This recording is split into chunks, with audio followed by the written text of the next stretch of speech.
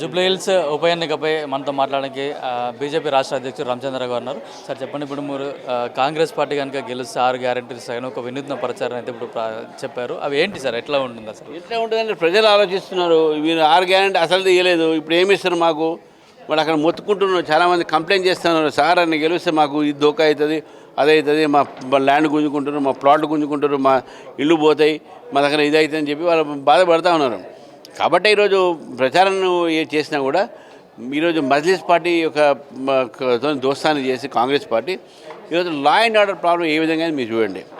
మొన్న ఒక కానిస్టేబుల్ చనిపోయాడు, నిన్న డీసీపీ మీద అటాక్ అయింది, మొన్న గోరక్షక్ మీద అటాక్ అయింది, మన పోలీసు మన ఒక మంత్రి ఓఎస్డీ తుపాకీ చూపెట్టి ఒక సిమెంట్ ఫ్యాక్టరీ దగ్గర డబ్బులు వసూలు చేసే ప్రయత్నం చేశారు. అంటే ఈ కల్చర్ ఎప్పుడైనా తెలంగాణ ఉందా? Telangana peaceful state.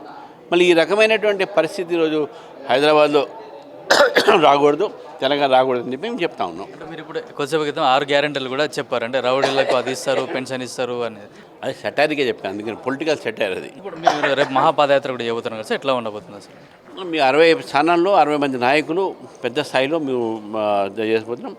జూబ్లీహిల్స్లో పెద్ద ఎత్తున ప్రజల దగ్గర పోతాం మేము. అంటే ఇప్పుడు ప్రభుత్వం నుంచి కూడా రావాల్సిన ఫీజు బాకాలు రావలేదని కూడా 3వ తారీఖు నుంచి కూడా కాలేజీలు బంద్ చేస్తామంటున్నారు.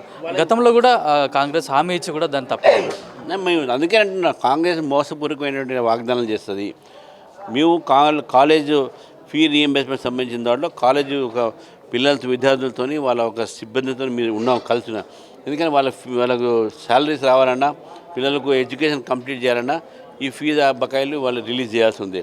కాబట్టే 3వ తారీఖు ఇచ్చే బంద్కు బీజేపీ సపోర్ట్ చేస్తుంది. జూబ్లీహిల్స్ ఉప ఎన్నికలు కనుక కాంగ్రెస్ని కనుక గెలిపిస్తే ఒక వాళ్ళు ఇచ్చిన 6 గ్యారెంటీల స్కీమ్ అవుతుందో అది కాకుండా పూర్తిగా అంటే రౌడీలకు గుండాలకే ఎక్కువ ప్రాధాన్యత వస్తుందని కూడా బీజేపీ ఆరోపిస్తుంది. అట్లాగే కాంగ్రెస్ అమలు చేయాల్సిన పథకాలు అమలు చేయకుండా తాత్సారం చేస్తుంది. దాంతోపాటుగానే విద్యార్థులతో పాటు అందరూ రాష్ట్రంలో ఉన్న అందరూ కూడా అన్యాయం అవుతున్నారు. అట్లాగే రేపు సీఎం రేవంత్ రెడ్డి కూడా ప్రచారానికి రాబోతున్నారు.